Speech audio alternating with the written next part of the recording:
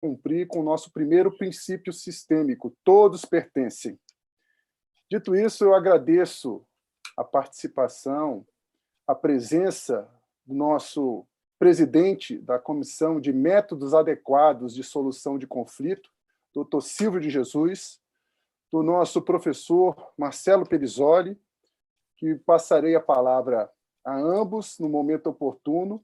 Agora, eu declaro aberta a sessão ordinária, 16ª sessão ordinária da Comissão de Direito Sistêmico, a sexta por videoconferência, e faço isso com muita alegria, em razão das presenças ilustres de hoje, em razão do tema que iremos tratar hoje. Antes, eu gostaria de pedir a todos um minuto de silêncio. Um minuto de silêncio em razão do falecimento, da passagem do nosso mestre, o mestre de todos nós, aquele que acendeu a chama que hoje carregamos, a chama do direito sistêmico, a chama das constelações familiares. Bert Hellinger faleceu dia 19 de setembro de 2019. E aqui, nesse momento, eu peço um minuto de silêncio em homenagem à sua passagem.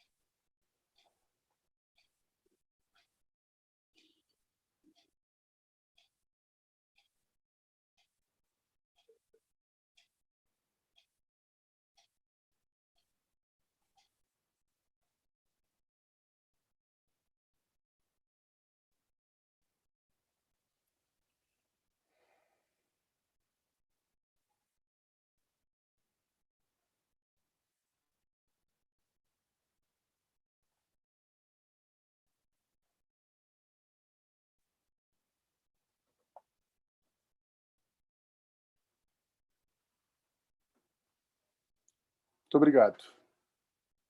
Anton Sweetberg Hellinger, mais conhecido entre nós como Bert Hellinger, criador das constelações familiares, filho de Albert e Anna Hellinger, irmão do meio de uma família. Estou aqui com um delayzinho que eu vou só resolver em 2 minutos. Pronto. Filho de Albert e Anna Hellinger, irmão do meio de 3 filhos, não deixou, casado, não deixou filhos, mas como ele mesmo nos ensinou, ele honra toda a nossa ancestralidade a partir do trabalho que ele deixou para todos nós.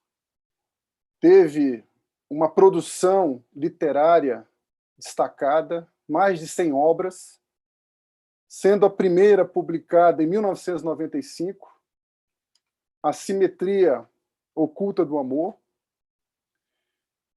e não menos importante, a sua última obra, traduzida para o português em 2019, uma autobiografia, intitulada Meu Trabalho, Minha Vida, onde ele destaca, em seu prefácio, um poema de Goethe, escritor alemão, até hoje reconhecido como um dos maiores escritores. Ele diz na sua obra: como no dia em que te dei ao mundo, estava o sol saudando os planetas, crescente de imediato, sem cessar, cumprindo a lei segundo a qual chegaste. Assim tens de ser, de ti não podes escapar. Assim, já diziam as sibilas, assim os profetas. Em nenhum tempo, nenhum poder destrói a forma cunhada que vivemos se desenvolve, que vivendo se desenvolve. E é vivendo a sua obra, e é vivendo os seus ensinamentos que nós passamos para ouvir o nosso professor Marcelo Pelizoli, que os seus títulos acadêmicos falam e já mostram o que vem pela frente hoje. Ele é doutor em filosofia há 2 décadas, é pós-doutor há mais de 1 década, professor da Universidade Federal de Pernambuco, tem mais de 18 obras publicadas. Eu já tive a oportunidade de ler uma delas, Justiça Restaurativa, que fala muito dos princípios sistêmicos, talvez seja até o embrião do que vivemos hoje a partir do direito sistêmico, a partir da ideia dos princípios sistematizados por Bert Hellinger. Mas acima de todos esses títulos acadêmicos, e é bom que se diga que é também constelador, que é também uma pessoa que entende os princípios sistêmicos, que estuda os princípios sistêmicos, talvez seja, e na minha opinião a maior autoridade acadêmica no assunto. Mas, acima de tudo isso, é uma pessoa simples, é uma pessoa acessível, é uma pessoa empática, é uma pessoa que vive o que acredita, coerente, que está no centro das suas emoções, que ensina pelo exemplo, que lidera pelo que faz. Professor, eu sei que o que o senhor veio hoje com todos os seus bichos. Eu sei que hoje nós vamos falar a questão dessas emoções que nos tomam, que nos tiram desse centro, que nós precisamos, a todo instante, termos esse estado de consciência. A todo instante, estamos nos relacionando com nós mesmos, e aí, enquanto nossas próprias emoções, conscientes ou inconscientes, com o próximo. E aí eu pego Maurice Merleau-Ponty, na sua obra Fenomenologia da Percepção, que ele fala que o homem é objeto e sujeito de si mesmo. A ideia de body itself, a ideia de corpo sujeito, corpo objeto, corpo próprio, para concluir que a ciência que nós conhecemos, que nós definimos, não tem a capacidade de definir todo esse complexo que é o ser humano. E essas habilidades necessárias de se relacionar, de se comunicar de forma não violenta, o advogado, infelizmente, não aprende na faculdade. Deveria ser matéria obrigatória. Isso tem tudo a ver com a proposta da criação da Comissão de Direito Sistêmico, que a gente entende que nós, advogados sistêmicos, buscamos rever o lugar do advogado nas políticas públicas de solução adequada dos conflitos. Não é por outro sentido que o presidente da Comissão de Métodos Adequados de Solução de Conflito também está aqui presente. Nossa comissão co-irmã, que tem esses mesmos objetivos. A gente busca, a partir dos princípios sistematizados por Bert Hellinger, discutir essa nova dimensão do direito. A gente pretende uma advocacia mais humanizada, sistemicamente humanizada, equilibrada, e a ferramenta, professor Pelizoli, não poderia ser outra que não a comunicação não violenta. A você, minha gratidão, minha felicidade, e obrigado por contribuir tanto com esse movimento lindo que é do direito sistêmico. Passo a palavra para que agora possamos aprender mais um pouco. Muito obrigado, professor. Muito obrigado, Rodrigo, né? Querido Rodrigo, pessoal aí da Comissão de Direito Sistêmico, né? Também Silvio, que foi aqui apresentado, Rafael, que está ali apoiando, né? E que seja uma noite proveitosa para a gente, que a gente possa trocar também um pouco, né? Trazer algumas questões, umas perguntas, se quiserem também algum caso, alguma coisa interessante, a gente poder trabalhar. Eu também sou, como vocês, né? Um buscador, né? E alguém muito conectado à dimensão do pensamento e da prática da justiça. A justiça como um valor, né? A justiça como entende as práticas da justiça restaurativa, né, que a gente implantou aqui no estado de Pernambuco em 2014. Né?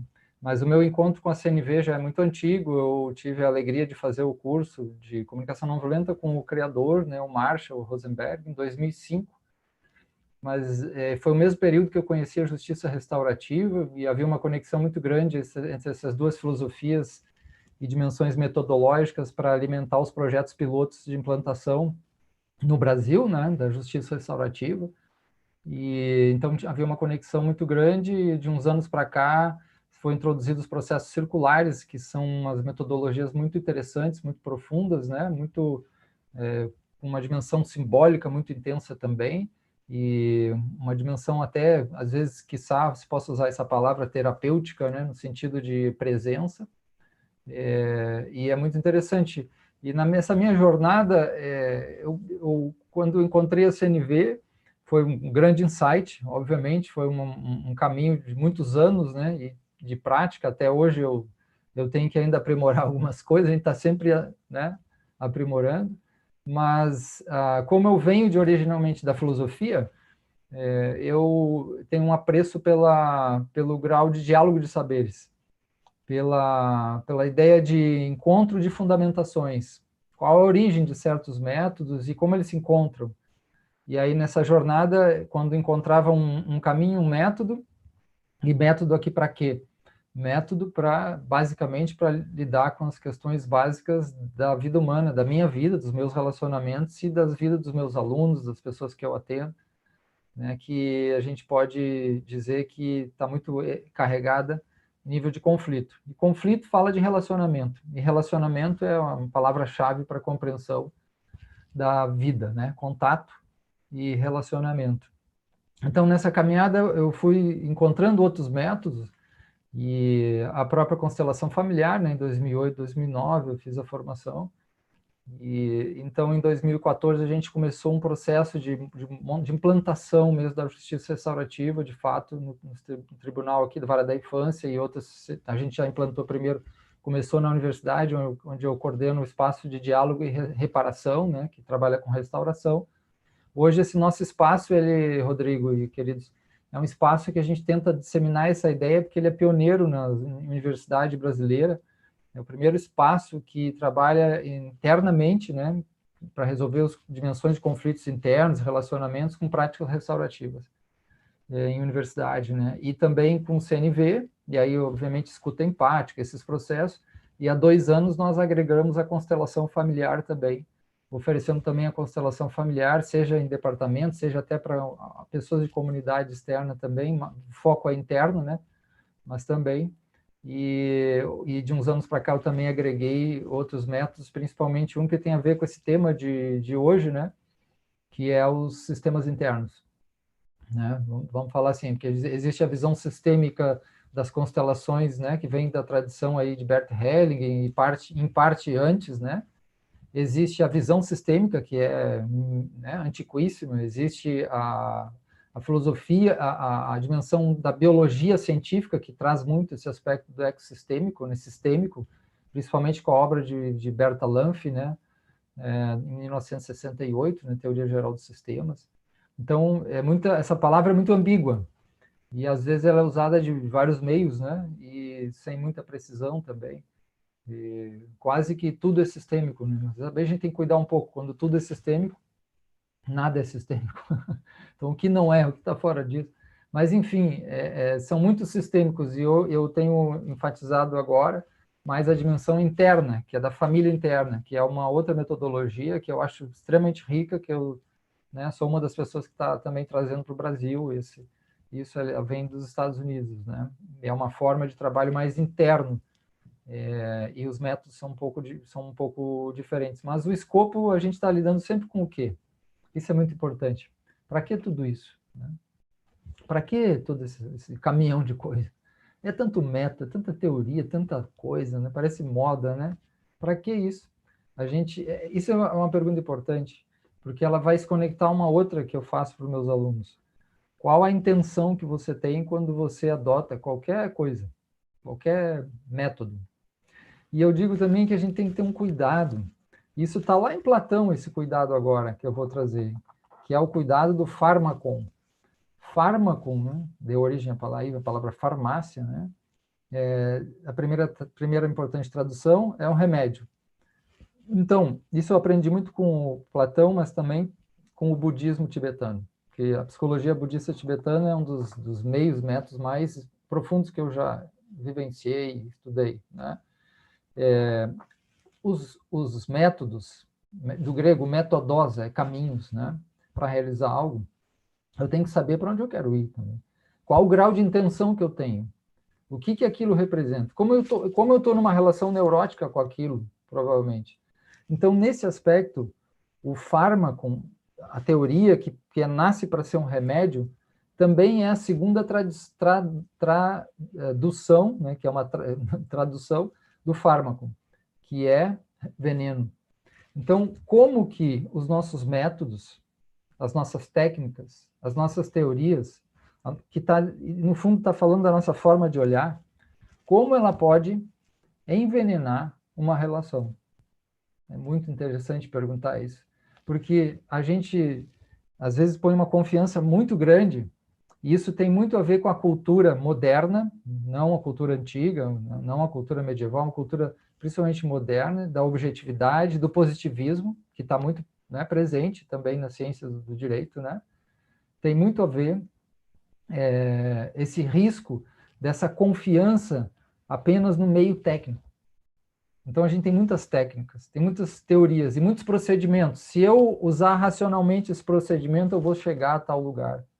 E eu recebo vários alunos, né? E muitos alunos, eu tenho muitos alunos do direito, né? No mestrado em Direitos Humanos que eu atuo, nossas turmas são quase 70%, 60%, 70% do direito. E muitos vêm, assim como outras áreas também, às vezes armadilhados, envenenados com algum procedimento, alguma visão positivista, alguma teoria, que eles acham que essa teoria ela resolve a situação. Essa teoria ela é racionalmente um argumento totalmente racional e que pode consertar a situação. E esse consertar passa a ser também consertar alguém. Aí eu recebo muitos alunos que vêm fazer o curso CNV e outros, né, que querem um método, um meio para consertar a sua mulher, consertar o seu companheiro lá, não sei, consertar, ou seja, modificar.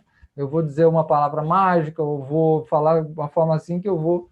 Mas ele não se coloca muitas vezes em causa.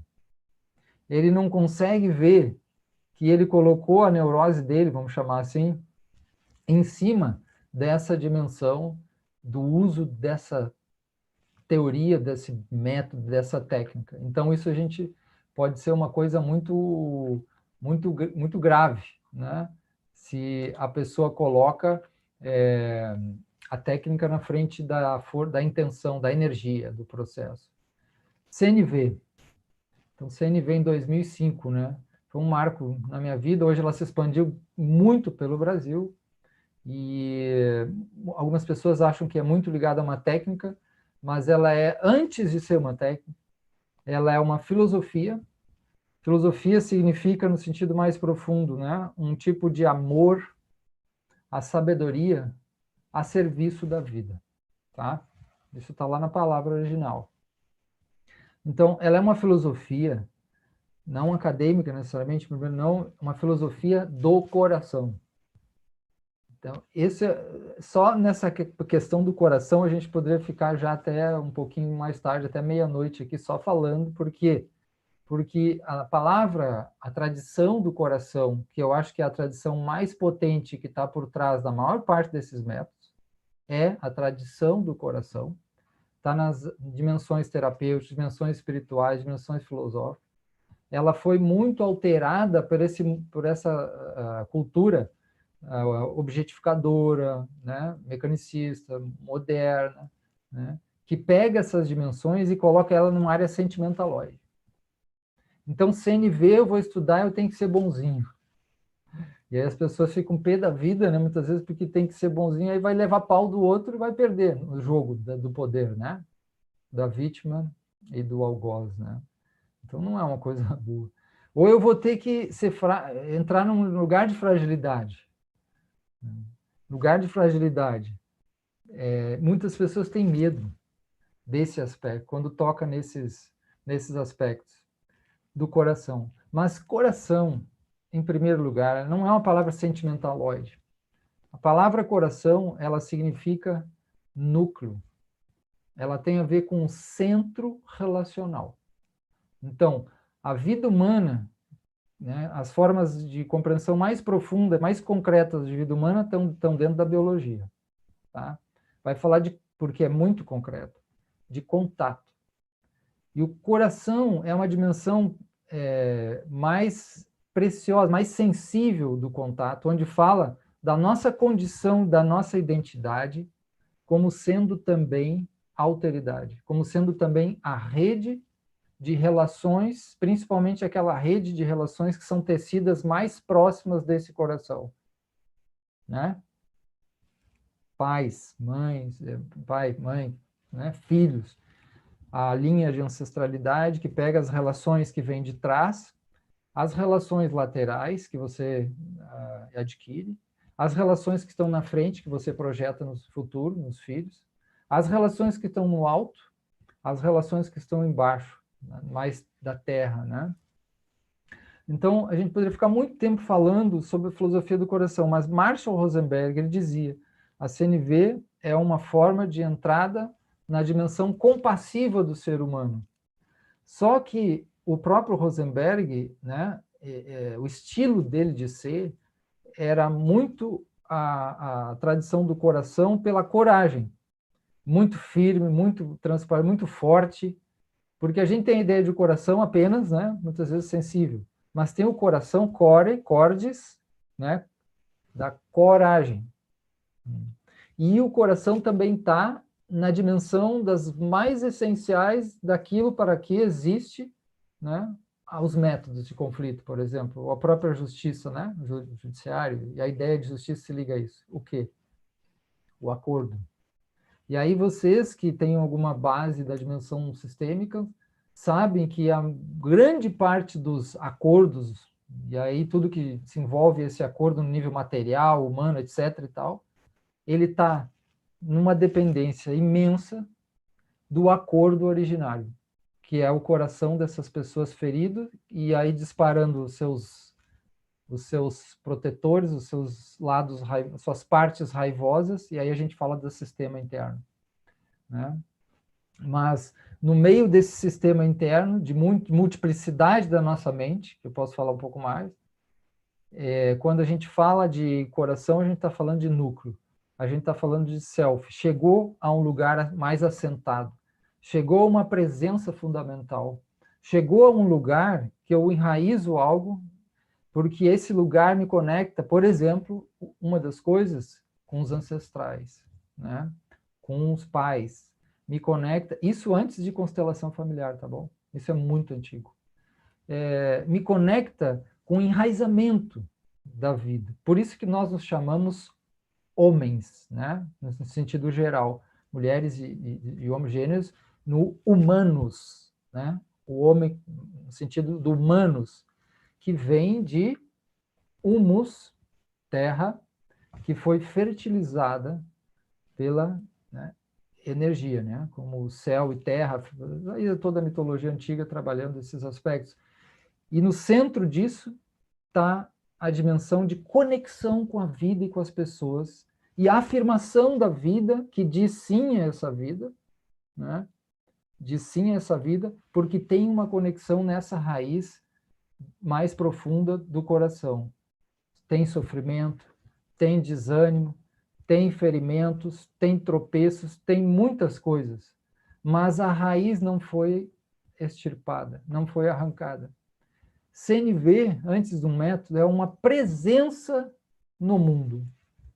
É uma presença, não em primeiro lugar ao outro, porque na verdade o outro já está dentro. Então, é uma presença na vida, é uma presença a si. A presença a si já é uma presença na família interna. E aí é o lugar que se decide os relacionamentos externos. Né? Não precisa ser psicólogo para entender isso que eu estou falando. Né? As pessoas sabem que quando existe um problema de relacionamento, tem que investigar o quê? Só o certo e errado? Às vezes os dois lados estão certos. E isso é o que eu mais encontro nas minhas mediações, né? Facilitação. É uma coisa incrível. Você ouve uma parte, ouve outra parte, e elas estão certas, né? E estão lá empedernidas. E aí elas bloquearam esse coração, elas bloquearam a comunicação autêntica, eles bloquearam o enraizamento por causa disso. E aí você sabe que tem um problema ali pontual, não é só pontual, em geral.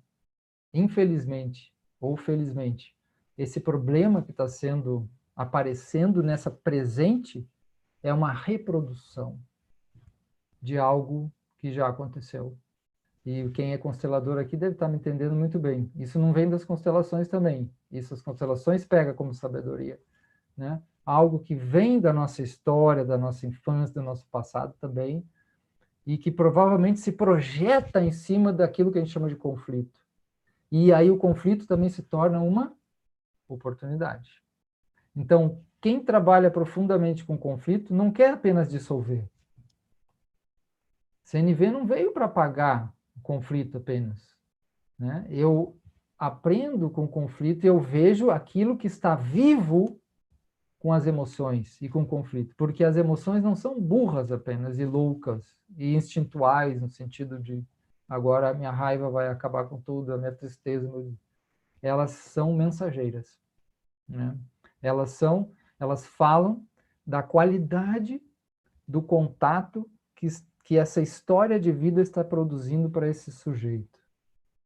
Essas emoções, que o Rodrigo até citou, emoções no início, elas são um fio condutor de todo, também do trabalho de cura, ou de, chame como quiser, do trabalho de solução. Né? Mas aí eu falei agora de duas partes, aí eu lembrei que eu sempre trago meus bichos aqui. Os casais, quando eles brigam, principalmente casal, mas outros também, né?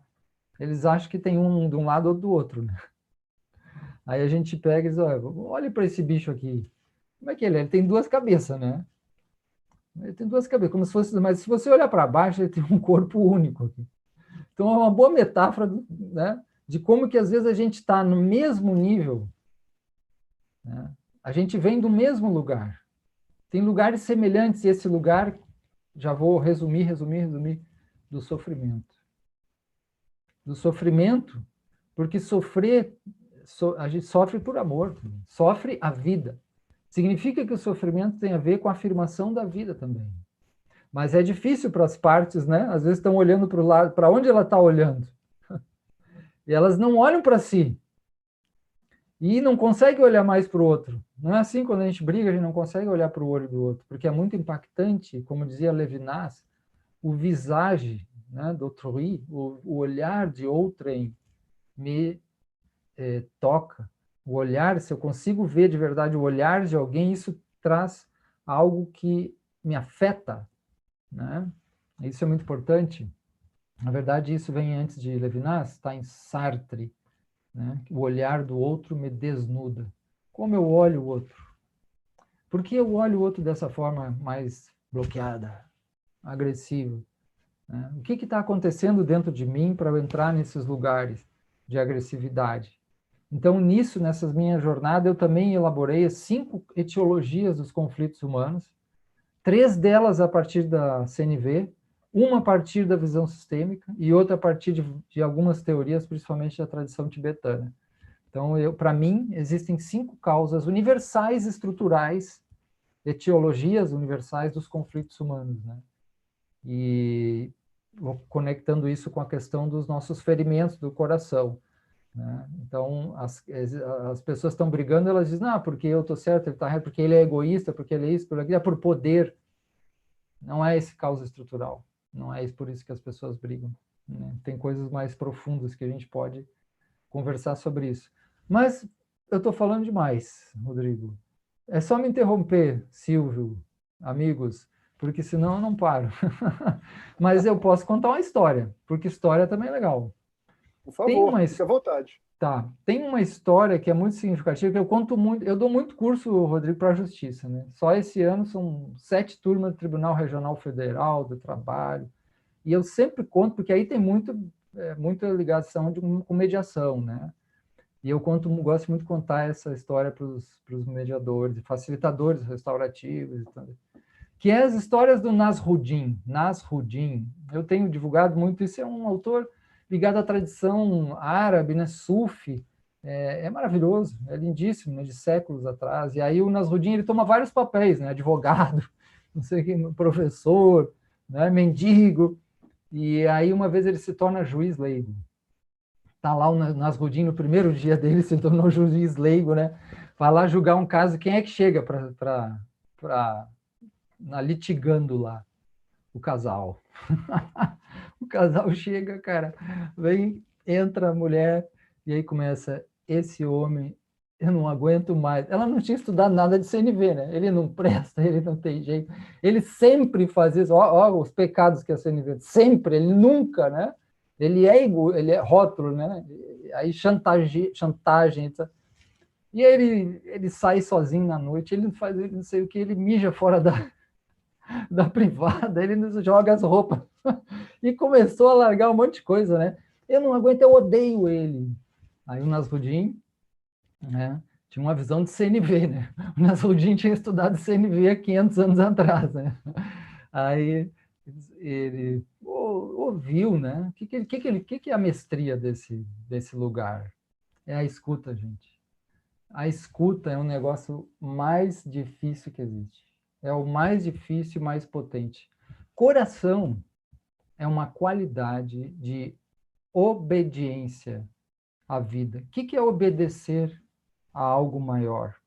Em latim, audere, ouvir a algo maior. Audere. Não é? Então, ele estava tentando ver se eu escutava, trazia essa potência da escuta, a mesma potência para quem estuda, que fundou nada menos, nada mais do que a psicanálise, né? Essa potência fundou. E aí ele estava aí ouvindo, e estava melhor. E aí também ele conhecia um pouco sistemas internos, né? Que não sei se vai dar tempo de falar aqui, porque a CNV já é tão grande.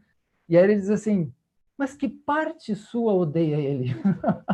Mas peraí, que parte sua? Peraí, eu vejo que você odeia porque você ama ele. Então, uma parte ama e outra odeia, né? Claro que ele só vai fazer a afirmação, porque ele estudou CNV, depois de ele perguntar muito. Quiçá uma parte sua ama ele. Olha, é lindo, né? Cara, a pessoa que estuda CNV é como linda demais, porque você fala desse jeito, a pessoa quase que se apaixona por você. Eu vou largar meu marido e casar contigo, juiz. Eu não quero mais, porque ele não sabe fazer. Não, mas manda ele fazer curso de CNV, e aí ele vai também. E ele ficou nessa conversa, acolheu essa mulher, acolheu, e o escrivão ali acompanhando o primeiro dia, né? E aí a mulher falava e ele dizia, você tem razão. E ele dizia, você tem razão. Aí sai, entra o homem. Aí o homem com todas as argumentações também, essa mulher me provoca, essa mulher, ela me boicota, ela me deixa na geladeira durante 2 semanas. Ela me deixa gelada, eu fico louco na Rudy. Ela me apronta, ela pega o meu cartão de crédito e não sei o quê, toda hora. E aí começou aquela história que você já conhece, e ele, você tem razão, ele, na mesma energia em cima do... E o escrivão já estava pé da vida, assim, ele estava apavorado, né? Está dando razão para ambas as partes, tem que tomar uma decisão. Aí sai a mulher, o homem, e aí o escrivão diz assim, doutor Nasrudin, isso não está certo isso. Esse é o primeiro dia, você tem que tomar uma... Entra o primeiro, você diz que tem razão. E entra o segundo, você tem razão. Não pode, o senhor entende? Aí ele disse assim, você tem razão também. Acabou ali. Ele disse, você tem razão também. Aí já abraça o cara, já faz a escuta, já pergunta e foi pronto. Né? Essa história eu dei uma aumentada assim, né? Mas ela é mais curta, mas ela tem uma sabedoria muito profunda. Porque ele está querendo dizer que tem um enredamento, um emaranhamento, a palavra que vocês conhecem mais, um enredamento dentro de obstáculos e travamentos do coração ali dentro, que essa dimensão do ter razão é quase um pedido de olhar de reconhecimento para seu ferimento, a sua necessidade, a sua dor, o seu sentimento. É um pedido. Então, ele está dando ensinamento indireto. É uma historinha muito profunda, gente. Porque é mais do que a questão de ter razão. E aí, essa tradição, ela está ligada ao maior poeta do amor, na minha avaliação. Eu gosto desse poeta, assim, falo muito dele. Esse poeta, ele também tem aí 700 anos, né, já de tempo, né? E esse poeta, Marshall Rosenberg, já entrou em contato com a escrita dele, e é esse poeta que diz, para além do certo e do errado, existe um lugar.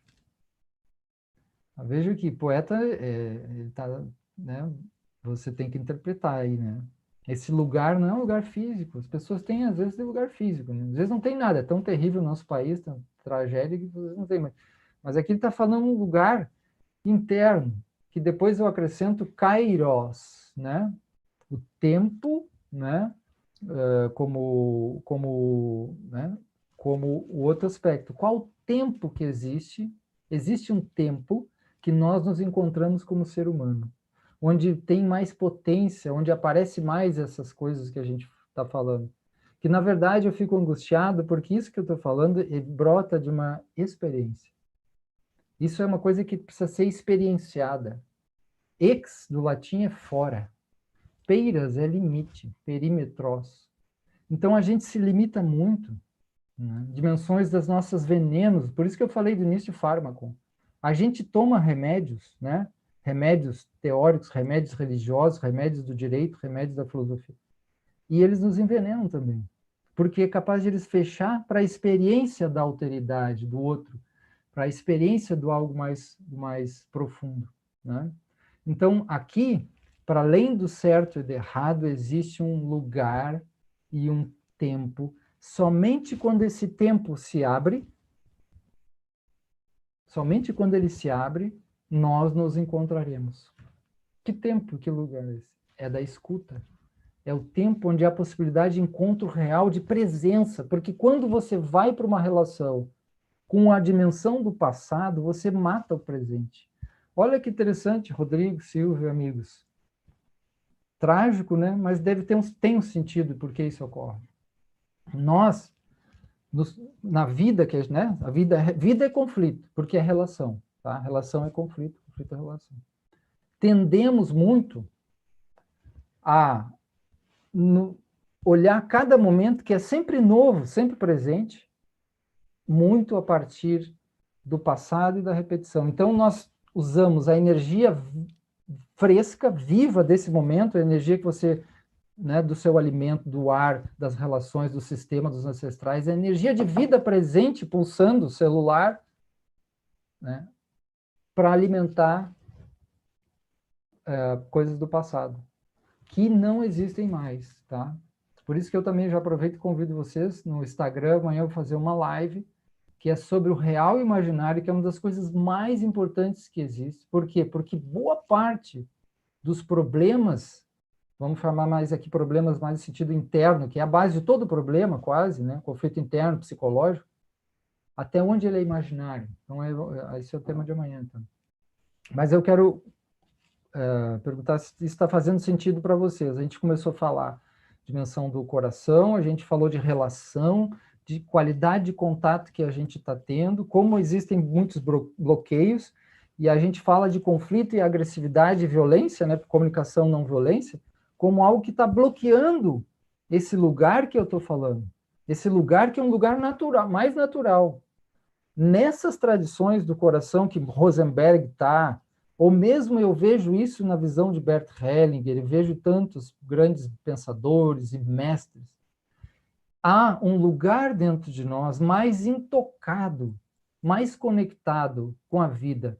Esse lugar, as tradições tentaram nos ensinar, separando as visões do eu entre, por exemplo, ego, né, e o eu mais profundo, que é até um título de um curso que a gente dá na Universidade do Ser.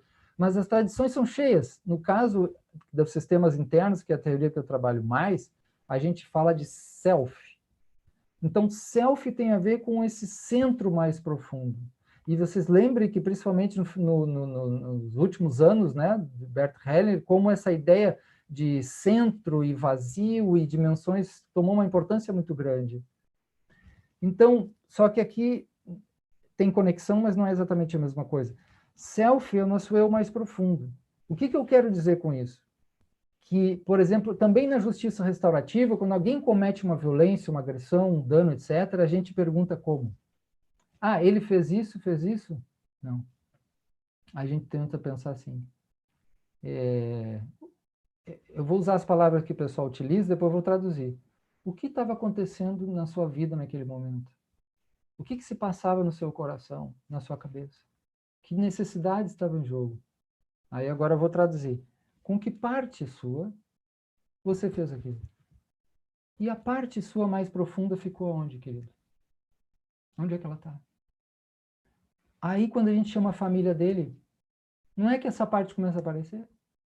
Por quê? Porque esse self mais profundo, ele é um lugar mais natural de compassividade. Porque o ser humano tem isso de uma forma ontológica, ontos, do grego, ser. É a constitucional do nosso ser, a dimensão do cuidado, como está na mitologia, como Heidegger fala no mito do cuidado, né? Assim como dimensões de agressividade também são. Eu posso olhar a agressividade como algo, esse sujeito é mau, ou assim, né? Uma visão moralizante, e entrar no reino do bem contra o mal, vítima e agressor, vocês conhecem a questão do perpetrador e essa lógica que não tem fim. Isso é a lógica do bem contra o mal, isso tem milênios. E isso alimenta uma justiça punitiva que não consegue enxergar a partir do olhar sistêmico do coração mais profundo do que está acontecendo nesse lugar. Que relações teceram e construíram essa agressividade, essa violência, esse problema. E como é os melhores nós, desatar os melhores nós de solução, que tem a ver com, de novo, resgatar aquilo que é essencial na vida humana, que funda a vida humana, né? Então, uma coisa é agressividade também, outra seria violência, teria muitas coisas aí. E outra ainda é, agressividade existe em função do quê? Matar o outro simplesmente? Existe também em função da vida, da defesa da vida. Né? Então, tudo isso tem que ser olhado. Isso é muito importante.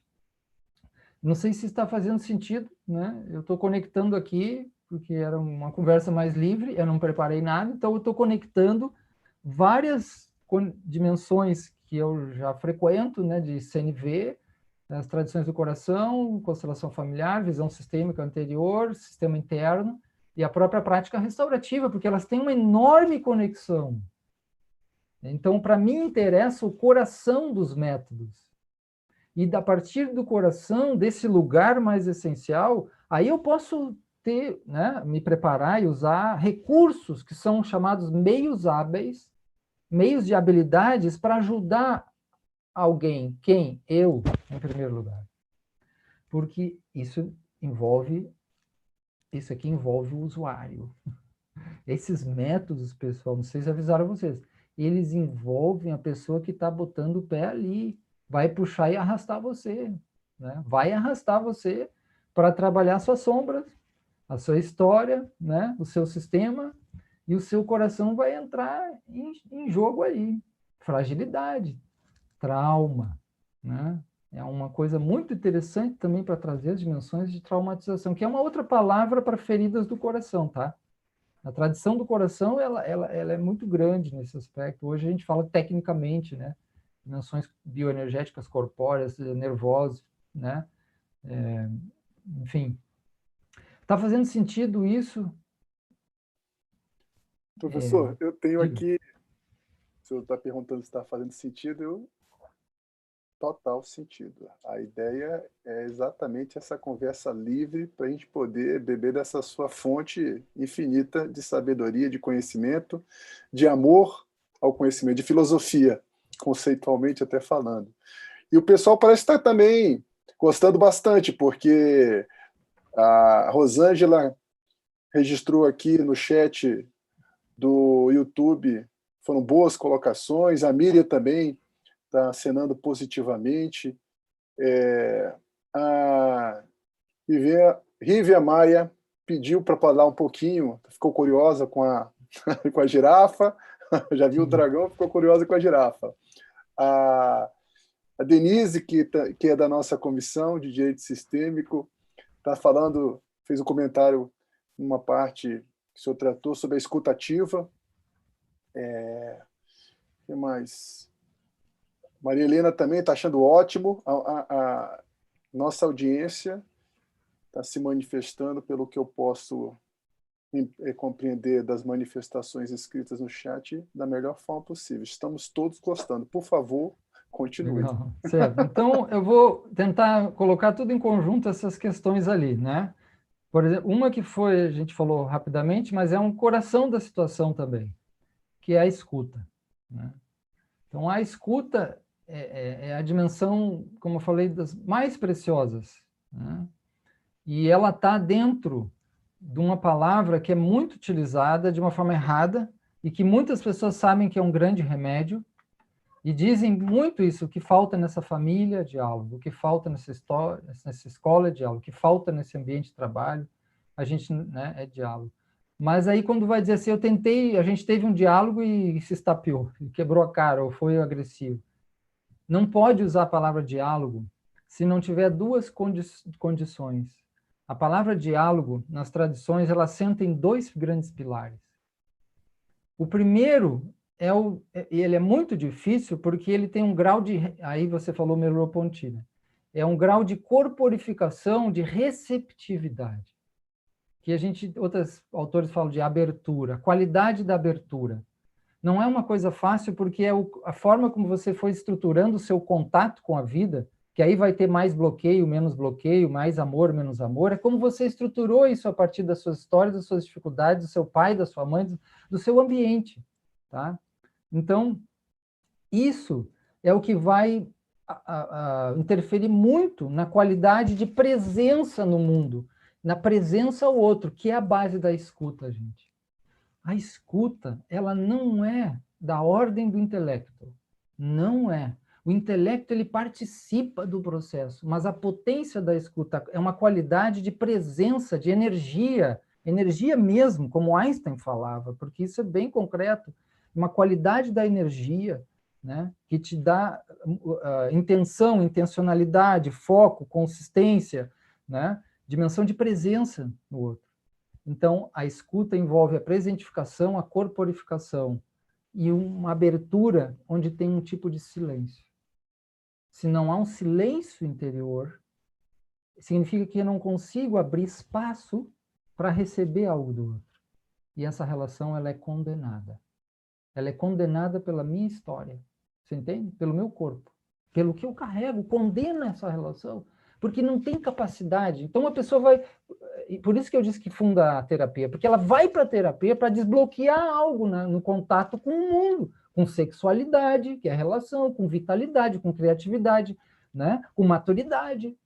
E aí, essa é a base de todo o processo de diálogo, isso é o mais difícil. Muito exercício, muita receptividade, muito silêncio, para tentar exercitar esse aspecto da escuta. Ao mesmo tempo que ela é bastante difícil, ela tem uma potência transformadora. Por isso que vários autores de tradições diferentes vão dizer, Quando alguém lhe ouve verdadeiramente, algo se transforma dentro de você.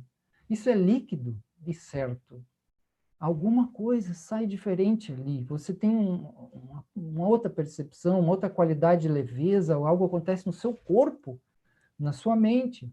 E acontece também na relação, né, de escuta. Agora, qual é o segundo pilar do diálogo, que também é bem difícil? E que eu digo para o mediador, um bom mediador é um mestre nesses dois, mas ele é um mestre que pode exercitar muito, estudar essa parte, não é, ela é difícil, mas não é tanto quanto a qualidade da escuta. E que dá movimento ao diálogo. E me permite eu falar para alguém de uma forma receptiva ainda. Já pensou me dirigir a alguém e essa forma de me dirigir a alguém é uma forma receptiva? Porque quando eu digo, você é isso, você é aquilo, olha, está errado isso que você fez, você não aguento mais, você é isso, você tem isso, você... Essas reclamações, elas não permitem, não são a forma de falar. Então, por isso que eu digo, num conflito negativo, não existe de forma alguma uma real escuta e não existiu de forma alguma, né, perguntas. As perguntas são a base da filosofia. Veja, a filosofia não é uma coisa de cabeção só, gente. Filosofia é uma coisa que fala da indagação fundante no aberto do mundo, que isso tem muito a ver com a visão sistêmica, do abismar-se diante do mundo, porque nós somos uma interrogação viva. A nossa identidade se coloca em relação ao que é o mundo. Para nós identificar o mundo tem a ver com identidade própria, né? Então, quando alguém pergunta, ele se abre para o maior, por desconhecido. E ele diz assim, fulano, eu não sei. E aí vocês, qualquer um que sabe que a filosofia surgiu com Sócrates. Sócrates disse, a filosofia se funda na pergunta. E ele dizia, sei que nada sei, né? Então, a dimensão era da pergunta. Num relacionamento, gente, eu digo para qualquer pessoa, né, se você aprender só duas coisas, ou como mediador, se você aprender bem só duas coisas, não pense em mais nada, não precisa mais nada. Eu disse, fique bem feliz, porque essas coisas são muito difíceis. Que é uma qualidade de presença, de escuta real, e aí vocês vão ligar agora a constelação. É isso que abre o que se chama de campo, tá? Aí pode conectar campo, conectar outras coisas. Campo é um conceito muito antigo, tá? É muito antigo esse conceito de campo. Não só da física, né, do início do século XX, claro, e depois Bert Hellinger também toma esse conceito, mas esse conceito está na fenomenologia, está na física, está lá nos antigos. Então, esse campo de onde tem um espaço para abertura, para que apareça aquilo que está sendo ocultado, e esse coração apareça, que é algo mais verdadeiro, mais central, onde estão as minhas necessidades mais fundamentais, meus sentimentos, o meu conjunto de relações, aquilo que eu quero do mundo, como eu me presentifico e afirmo essa vida no sim dessa vida, apesar dos vários não. E como eu dou algo para alguém, porque a vida é doação. Doação, recepção, doação. Entende? Aí eu já estou conectando aqui lei sistêmica, eu estou conectando, porque isso tudo é evidente. Não é uma coisa nova, tá? Então vamos lá, diálogo. Diálogo, escuta, e a pergunta dava um movimento. E se imagine um minuto agora, você numa conversação onde uma pessoa senta na sua frente e quer escutar de fato, e ela também fala, mas quando ela fala, ela lhe devolve dessa seguinte forma: poxa, quando você diz isso, é que você queria me trazer isso? É isso? É. Ou quando você foi lá, que ficou chateado comigo, que você queria que eu ligasse, eu não liguei, foi isso. Gente, isso é a mestria da linguagem humana. Isso está lá, na fundação das linguagens. As linguagens não nasceram para o julgamento, em primeiro lugar. O julgamento moral, o julgamento de moral, moralizante. E não nasceram para a patologização, porque a patologização nega a parte sua que não participou daquele processo ali, daquela agressão, daquele bloqueio. Porque tem uma parte sua que está além do bloqueio, além da agressão, entende? Por isso que eu falo sistema interno agora. Então, aí agora eu conecto os bichos. para conectar CNV e sistema interno, tá? Ó, Rosenberg trabalhava com dois bichos. Um bicho é o chacal, vamos chamar aí lobo, né? A gente está no Brasil. O lobo é um bicho estratégico, é um bicho de jogos de poder e tal, né? Mas o defeito, digamos assim, fundamental do lobo é que ele não consegue ouvir. E o lobo não pergunta. Isso é gravíssimo. Gravíssimo! Porque no momento que ele está assim, ele só vai entrar por estratégias. A linguagem dele, o software de relacionamento é altamente desconfiado. E ele entra com mais agressividade, ele quer ganhar, né? Aí a gente tem que perguntar assim, isso já é sistema interno. Quem esse lobo está protegendo? Entende? Quem atrás dele ele está protegendo? Isso é sistema interno. Tá? Isso é CNV, lobo, né, estratégico, não consegue ouvir, está sempre chantageando. Olha o que o lobo faz. Rótulo, né? Ofensa, generalização. Sempre e nunca. O lobo total sempre, você sempre faz isso. Nunca dá certo, nunca. Reclamação, reclamação, não aguento mais, está tudo genérico. Olha, isso é interessante, as pessoas que vão estudar CNV vêm para mim e elas acham que a CNV é uma linguagem mais elaborada, assim, e mais... E aí eu mostro que a linguagem agressiva, ela é um software que dá muito bug, muito pau. Ela é um software que ele é totalmente genérico. Por exemplo, ele é egoísta.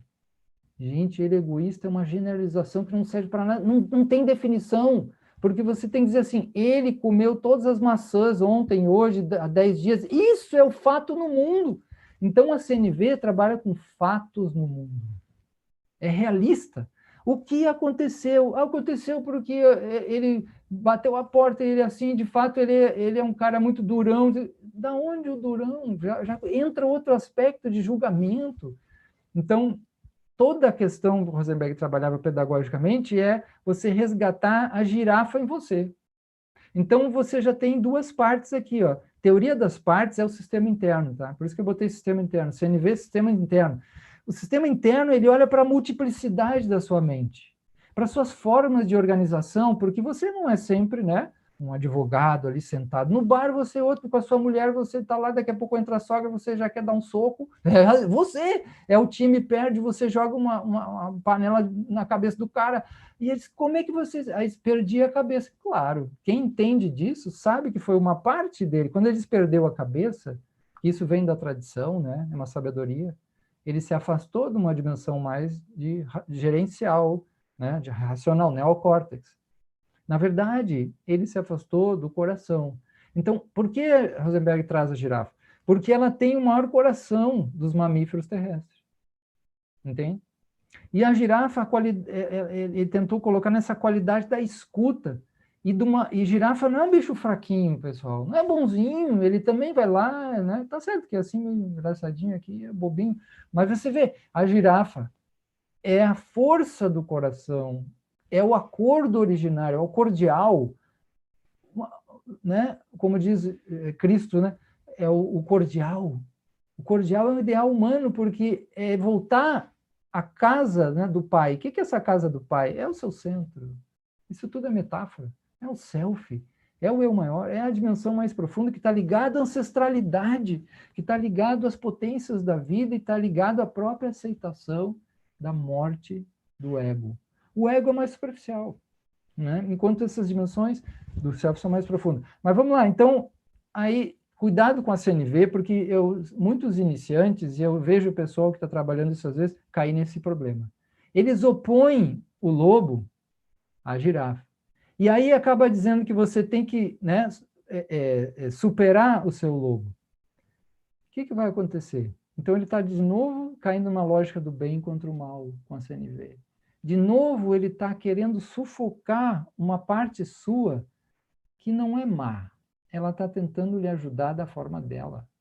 Então, isso é sistema interno. A gente traz uma qualidade de compassividade, de consciência, de presença para os modos da minha mente, dos meus modos de ser, né? Dos modos de ser. Às vezes eu perco a cabeça, às vezes às vezes eu me torno, que é a questão mais sensível e frágil, uma criança que chora. E aí o bicho pega, gente. Falando em bicho, aí que o bicho pega. Porque esse é o personagem fundamental na dimensão do feridas do coração e do trauma. A nossa famosa, porque eu não trabalho no singular, as famosas crianças feridas. Né? Essa aqui já está mais saudávelzinha, da minha filha, né? Porque eu tenho uma que é toda estropiada, assim, só falta sair sangue, assim, é horrível, mas enfim, né? Então, a criança saudável, né? Vamos falar também da criança ferida e criança saudável. Então, sistemas internos ajuda muito a CNV, por quê? Porque consegue ver por trás daquilo que eu chamo eu fiz isso, ou fulano é isso, eu digo que parte dele agiu naquele momento. Como é que estava a dimensão de sensibilidade? Ele sei o que aconteceu na vida dele. O ferimento de necessidades que a CNV levanta, né? A dimensão de maior bloqueio do coração, aquilo a gente chama de gerente, porque é uma das personas, né? Isso é um ensinamento que vem do teatro grego, persona é personas, né? Pessoa, daí pessoa, máscara, não é? Nós vestimos máscara. Não é um problema. O problema é, como dizia Friedrich Nietzsche, né? Nietzsche dizia assim, máscara, nós não nos enganemos, todos usamos. Mas o problema é quem arraigou aquela máscara, ela, né, incrustou na pessoa. Então ele não sai do papel. Aí ele tem que ser aquele machão, aquele gerenciador, aquele isso, aquele aquilo, e ele se congela. Então, qual é a questão? Né? E em muitos momentos ele se congela, mas ele tem um ataque cardíaco. Vocês sabem disso, né? Como a doença que mais mata no mundo. E é uma doença emocional. Isso os cardiologistas já falam, quase metade desses pacientes têm dimensões, no mínimo, né, comprovadas, orgânicas, tá? Então, veja, eu posso olhar e ver que tem uma parte minha mais reativa, e aí eu trago o dragão. O Rosenberg usava esses dois, tá? E aí eu introduzi o dragão, porque o lobo é mais estratégico, é uma parte nossa mais gerencial, que os sistemas internos chamam de gerentes, né? Administradores da nossa racionais, essa parte nossa racional, que está ali alinhada e tal. E isso é assim, você não faz nada com uma pessoa se não conversa com esses gerentes dela. Ela controla, para que ele controla também?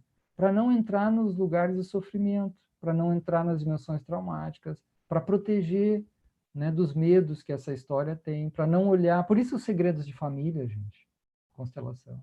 Porque é difícil, esse segredo machuca. Então eu preciso de um gerenciador, né? Então, aí o Rosenberg, no caso, falava de lobo. E esse aqui seria uma personalidade mais que a sistemas internos chama de bombeiros, tá? Isso está lá no Eu Profundo, nosso curso que a gente trabalha isso. E aí, a parte saudável, por exemplo, que Franz Rupert também é bem semelhante a Franz Rupert, só que os sistemas internos vêm antes de Franz Rupert, tá? Da simbiose, fantástico aquela visão dele. Ele chama de partes saudáveis, né? Eu estou chamando self, porque é o sistema interno chama de self. Isso tem a ver na CNV com a nossa girafa. Então, ela sente, ela é sensível, mas ela tem mais claridade da situação. Então, no fundo, o que está em jogo aqui, vou dizer para vocês, resumindo um pouco, na maior parte dos casos, é ferimentos. Um conflito é ferimento. E aí toca na nossa parte sensível. E mexe nas nossas histórias de abandono, de exílio, de desprezo. Toda a teoria da dimensão básica de terapêutica vai tocar nisso, né? Por isso que Freud olha direto para a infância, por exemplo. E a gente olha transgeracionalmente também, claro. Então, veja que enriqueceu, né? Eu posso olhar transgeracional, mas eu tenho que olhar para essa minha história, tá? Aí dentro. Então, é como que eu vou cuidar dessa parte. Quem vai cuidar? Esses bichos aqui, aí eu vou ficar sempre na estratégia, né? Quem vai gerenciar minha vida? Só esse bicho aqui, mais frio. Esse aqui, mais agressivo, mais atacando, né? Ou eu posso acessar o meu self, né, mais profundamente, mais exercício disso, que tem a ver com a girafa, onde eu vou ouvir mais, perguntar, e aí eu vou tratar de o método principal fala de 4 passos, que é como observar fatos no mundo, sem julgamento, interpretação, patologização, olhar os sentimentos envolvidos, porque é isso que move muito o conflito, sentimentos, né? Nós somos seres animais, né? Sensórios. Os sentimentos defendem as necessidades, né? Se a gente olha a partir do ângulo da necessidade, a gente derruba o olhar moral, né? Como Nietzsche também falava, derruba o olhar do julgamento moral, que ele não serve para nada. né, ele só atrapalha. Né? Outra coisa é você ter um juízo de valor, um juízo de fato, um juízo de, mesmo de valor, né, disputa de valor, responsabilizar os atos de uma pessoa. Isso sim, ou ver que ela tem problemas psicológicos e vai precisa ser né, interditada, são coisas totalmente diferentes do olhar moral. Tá? Então, esse é o sentimento, as necessidades e aí o pedido. Pronto, esse pedido é feito como? Na forma de pergunta.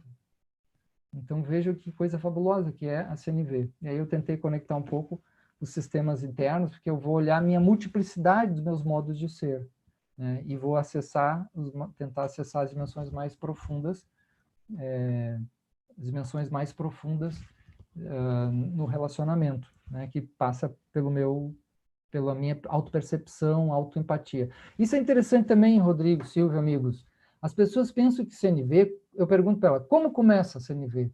Ela diz, eu tenho que ser bom com o outro. Eu disse, meu Deus, não aprendeu nada.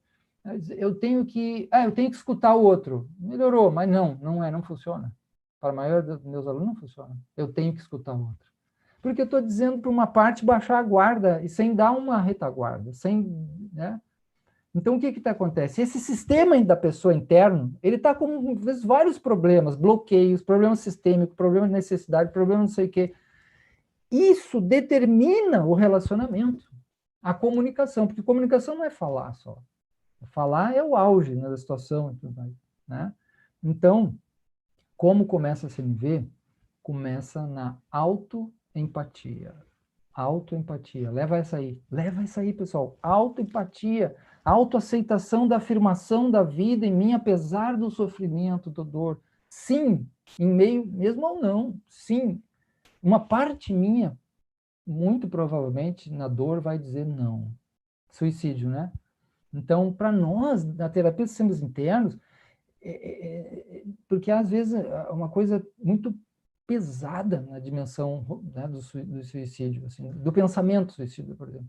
Para nós tem um entendimento mais leve disso, seguinte sentido, a pessoa vem, porque eu pensei em me suicidar, pó.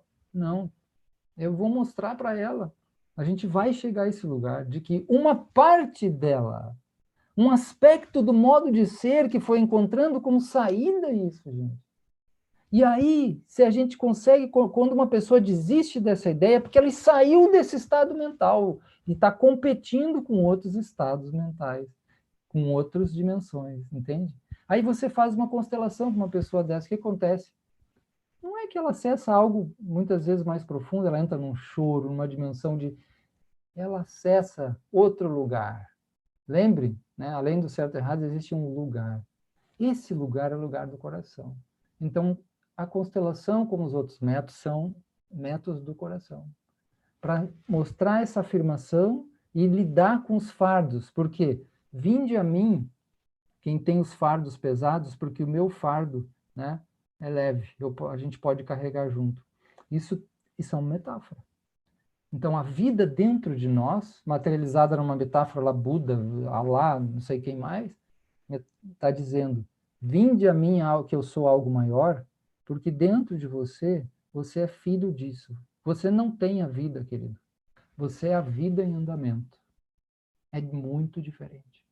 Isso eu estou dizendo que eu falo a partir de algo que é mais do que eu.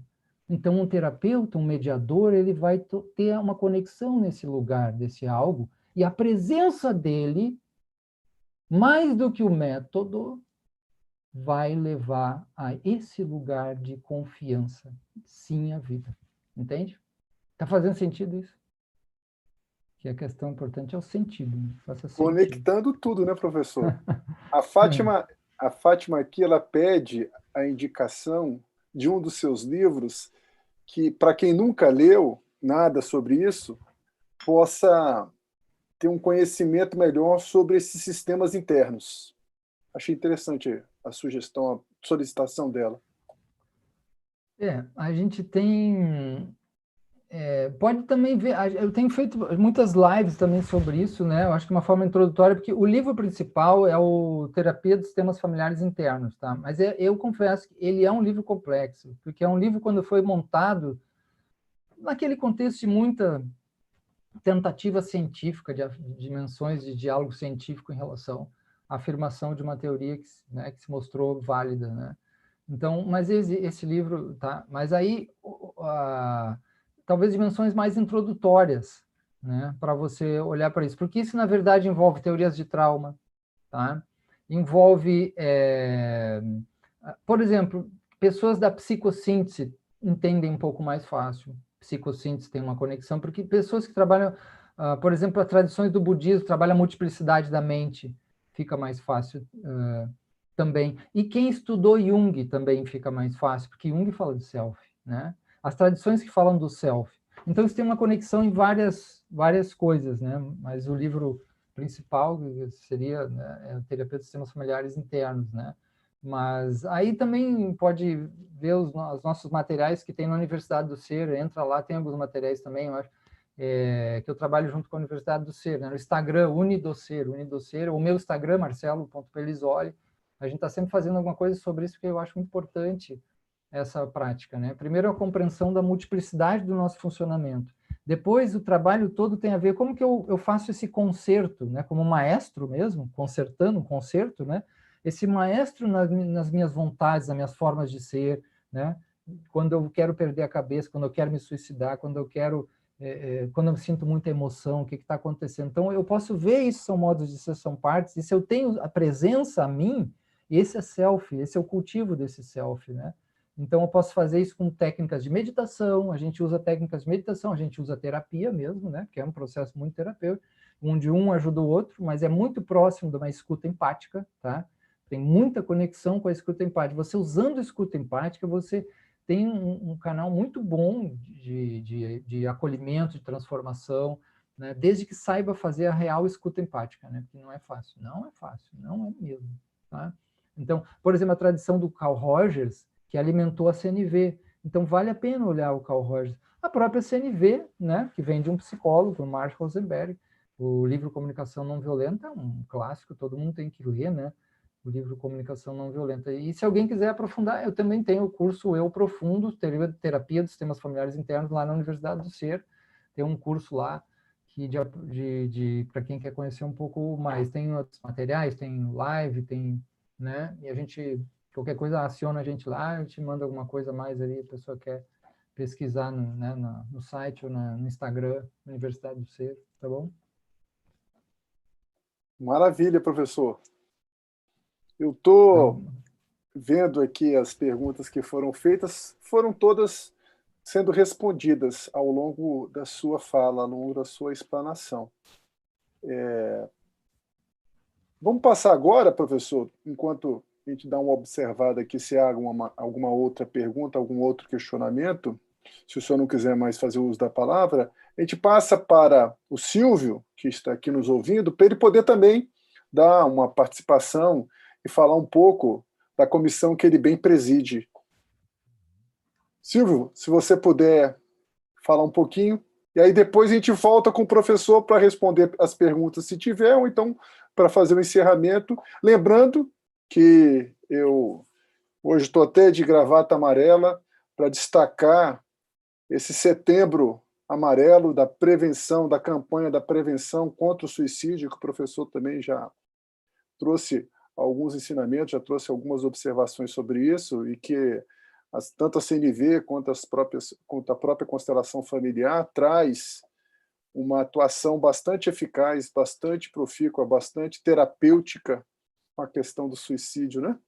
Que é importante também a gente olhar para isso nesse mês de setembro. Silvio, amigo, você tem a palavra.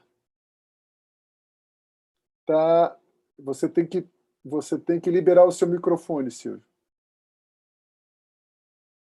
Consegue liberar o microfone, Silvio?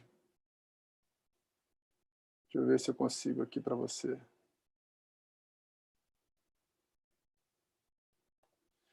Clica na barra de ferramenta ao final aí, que você vai ver o mute. Aí você tira do mute.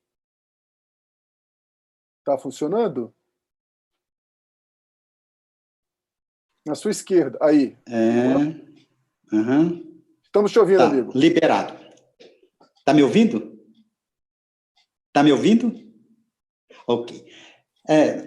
Depois dessa belíssima apresentação do Dr. Marcelo, fica difícil falar qualquer coisa, né? Aliás, a gente já não tem mais nada para falar, porque ele trouxe a comunicação não violenta tão bem estruturada que a gente não tem como falar nada. Mas vou fazer umas observações aqui, só para dar um espaço de tempo para que as pessoas possam elaborar as perguntas para o Dr. Marcelo. Há muito tempo, acho que mais de 20 anos, foi criada em Brasília uma universidade que era uma universidade ímpar, uma das coisas mais bonitas que existia, que, infelizmente, o tempo, eu prefiro colocar a culpa no tempo, tá? Desestruturou, que era a Universidade da Paz. Confesso que eu nem sei se ainda funciona essa universidade. Alguns mestres dessa universidade, eles gostavam de dizer, ou gostavam não, eles falavam, melhor dizendo, que o século XX foi o século, desde o início das guerras, há 7.000 anos atrás, foi o século mais violento que existiu. Não somente por causa das duas grandes guerras mundiais que aconteceram, mas por todo um contexto, desde os regimes de exceção, a formação de uma cultura competitiva, tudo isso fez com que o século XX se destacasse entre os demais séculos como um século de muita violência, o século mais violento. E, infelizmente, já no século XXI, nós ainda trazemos esta cultura de violência que a gente está procurando sanar, né, com a comunicação não violenta, com a cultura da paz. Isso aí me faz perguntar: quem devemos buscar para que essa cultura da paz ela seja realmente implantada, ela realmente aconteça, né? Nós temos em São Paulo um curso do SENAC que se chama Cultura de Paz, que a colocação do Dr. Marcelo me fez recordar desse curso, quando ele disse que nós temos que buscar os princípios de certos fatos para que a gente possa conhecer esses fatos. E esse curso do SENAC de São Paulo, ele é baseado em princípios, dentre eles os dois mais importantes que eu considero a educação emocional, né? Que sem essa educação emocional fica muito difícil a gente conseguir uma não violência, e o próprio princípio da não violência, né? Então, esse curso ele realmente é maravilhoso.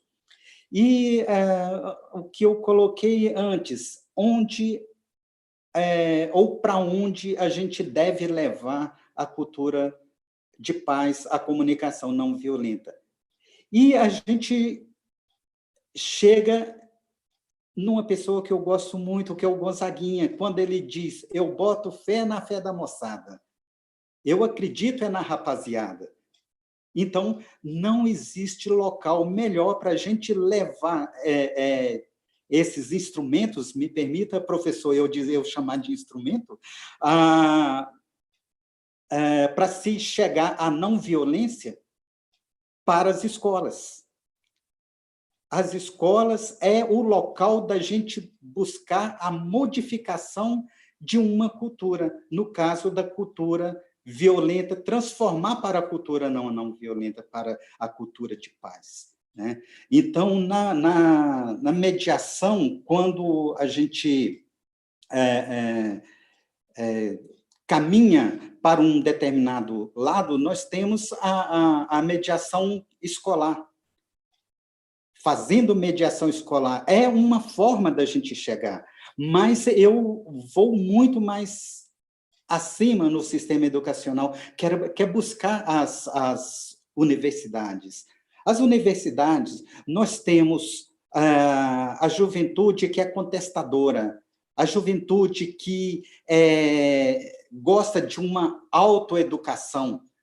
Então, nesse nicho de mercado, nessa sociedade de alunos, né, nessa comunidade de alunos, é onde a gente deve chegar. Agora, se a gente chega direto no aluno, nós vamos ter uma pessoa. Se nós chegamos no mestre, nós vamos ter um mestre transmitindo esses ensinamentos para 40 pessoas. Né? Então, a gente chega na faculdade, mas não chega direto no aluno. A gente tem que chegar no professor. Mostrar para o professor que ele não deve, ou que não é conveniente fazer um ensinamento de competitividade. Não, eu tenho que preparar você para o mercado, eu tenho que te ensinar que você tem que estar certo para depois descobrir o seu... Não, a gente tem que mostrar todos esses princípios, todas essas etapas que o doutor Marcelo mencionou para esses professores, para que eles chegam numa sala de aula e digam para os 40 alunos dele, vamos hoje estudar a cultura de paz, vamos hoje utilizar a comunicação não violenta, que assim a gente vai chegar num universo muito maior e aí sim a gente vai poder modificar essa forma de sociedade que a gente tem hoje, que é a sociedade competitiva, a sociedade que pisa no pescoço do outro para conseguir alguma coisa, o empregado que pisa no seu colega para chegar num posto mais alto no trabalho. Então, essa forma, a gente vê, quando a gente fala de violência, a primeira visão que a gente tem é de um tapa na cara, é de uma arma. E, muitas vezes, conforme bem disse o professor, a gente tem que olhar o coração. A gente tem que modificar o coração, muitas vezes, para que a gente possa chegar nessa cultura de paz. Né? E, nesse trabalho, nessa situação em relação ao trabalho, a gente identifica a maior parte dos conflitos. Se você chega para numa audiência, existe o advogado lá no contencioso que ele quer ganhar a causa de qualquer forma, porque ele vai ter um próximo cliente se ele ganhar uma causa. A gente não conhece nenhum advogado que seja bem-sucedido que perdeu todas as causas que ele advogou. E, no entanto, não é isso. Se a gente leva para a mediação, se a gente leva para a negociação, principalmente a negociação, principalmente a mediação, aí temos muitos mediadores nos ouvindo, eles vão concordar comigo que o principal instrumento da mediação é fazer com que as duas partes se olhem, fazer com que as duas partes conversem, que eles discutam o seu litígio. Um dos objetivos da mediação é fazer com que as partes saiam dali abraçados, de mãos dadas, conversando, vão tomar uma cervejinha e falar do futebol e etc., sabe? Então, isso aí é que é o objetivo principal do combate à não violência, de combate à violência, e a gente construir, conforme a Unesco formou lá no início do século, né, lá no ano 2000, e fez o programa para toda a primeira década do ano 2000, formar uma cultura de paz. Essa é a minha observação. E me desculpe se eu falei tão ruim que não deu nem para entender o que o professor disse, assim como o professor disse. É isso aí. Obrigado, doutor Rodrigo. Isso, amigo Silvio, todos nós entendemos, todos nós agradecemos a sua fala, a sua contribuição, e aproveito o ensejo para poder já convidar todos que estão nos ouvindo, a Maria Helena, a Deise, a Denise, a Fátima, e outros tantos que estão aqui nessa live, para participarem do nosso próximo encontro, da nossa próxima reunião, que será no dia 7 de outubro, dia 7 de outubro, que será a primeira quarta-feira do mês, às 19 horas. Nós realizamos sempre as nossas reuniões na primeira quarta-feira do mês.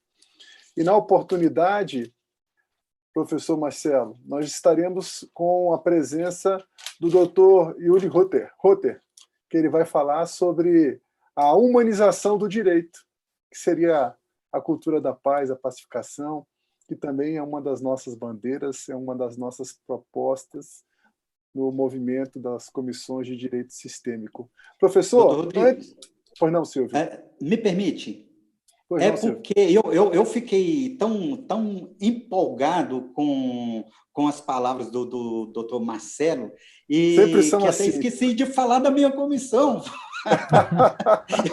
Eu quero convidar todo mundo que está nos ouvindo para vir participar da nossa comissão, que lá nós também temos a cultura não violenta, né? Nós também temos a justiça restaurativa, e nós também temos negociação, e como temos a mediação, e temos também a heterocomposição, que é a arbitragem, né? Então, quando a nossa comissão trabalha com métodos, é de forma geral, e não de um ou outro método, né? Então, todos aqueles que gostam dos métodos adequados, venham participar com a gente, que com mais certeza, com muita certeza, nós vamos poder elaborar juntos trabalhos nesse viés.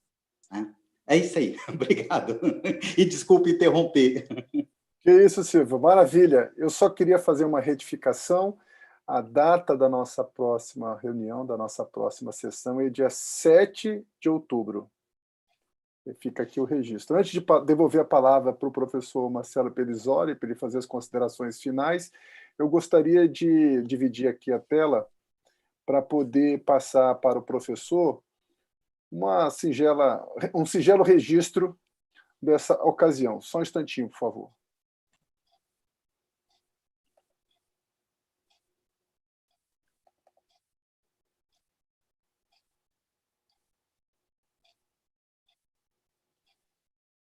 Eu espero que todos estejam vendo, como eu estou, o certificado da Ordem dos Advogados do Brasil, da Seccional do Distrito Federal e da Comissão de Direito Sistêmico.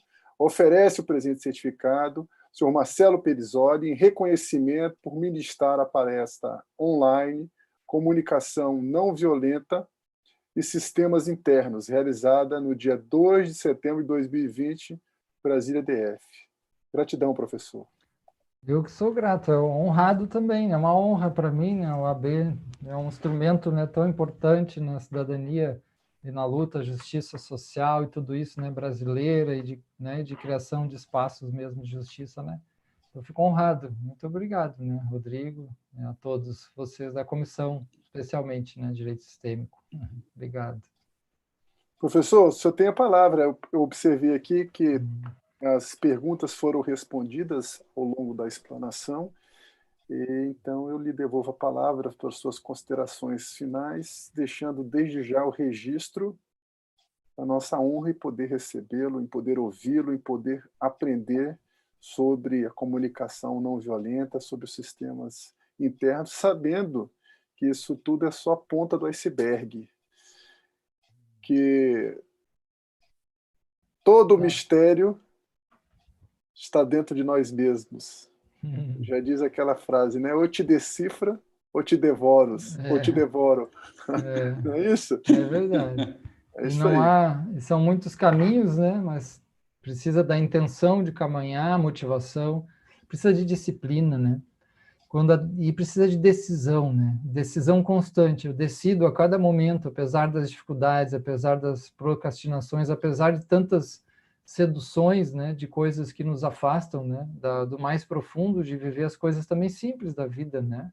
E a gente fala de coração, a gente está falando de humano, de humus, de terra, de uma volta à própria terra, né? A gente podia falar que a própria questão ecológica, que é a base da nossa vida, né? O nosso modelo de vida, tudo isso está em jogo quando a gente trabalha esses métodos. Eles também trabalham por um sentido de maior, de uma inteligência coletiva ou sistêmica, como a gente chama, que é um conceito que eu trabalho muito, que vem lá pela década de 20 do século 20, né?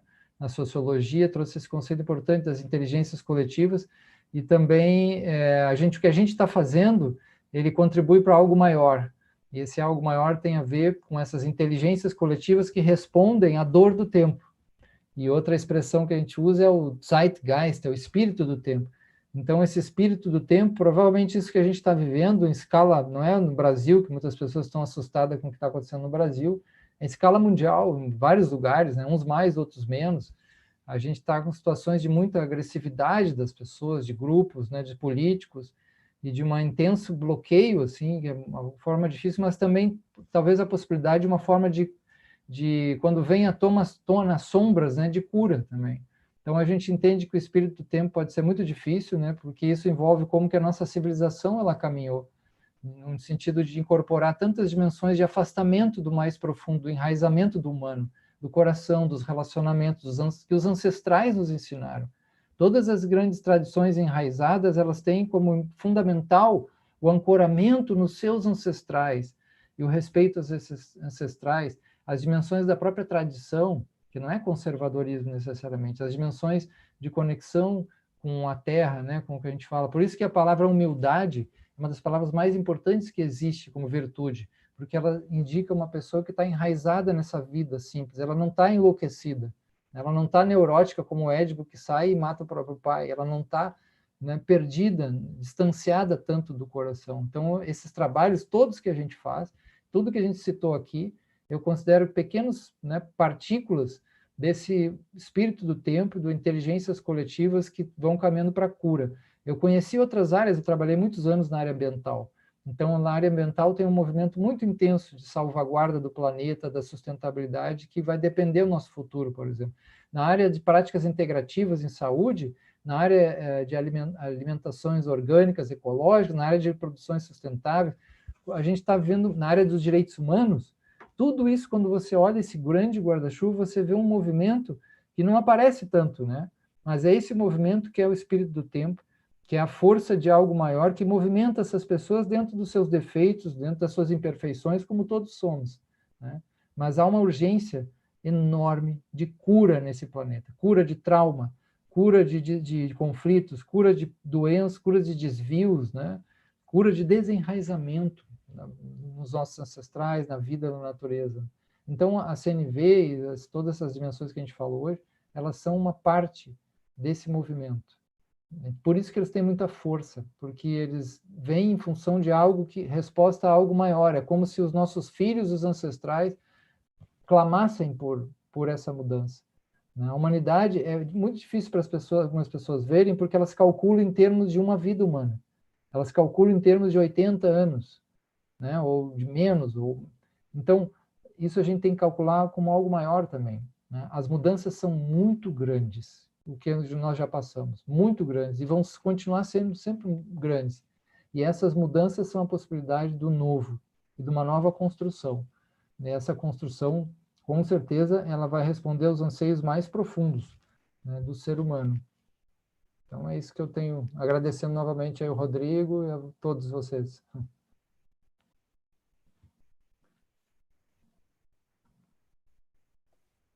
Professor, gratidão.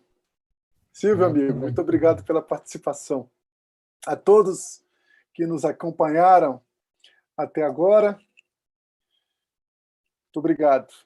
Espero vocês no próximo encontro, dia 7/10. E até lá, fique com Deus, sabendo que esse momento de desafio mundial do coronavírus vai passar e quando ele passar, vamos poder novamente nos encontrar, nos abraçarmos e poder comemorar a vida de pertinho. Até lá, se puder, fique em casa. Se não, faça como tem que ser feito, está tudo certo e acho que tem que ser. Gratidão, professor. Beleza. Obrigado. Gratidão. Bom. Declaro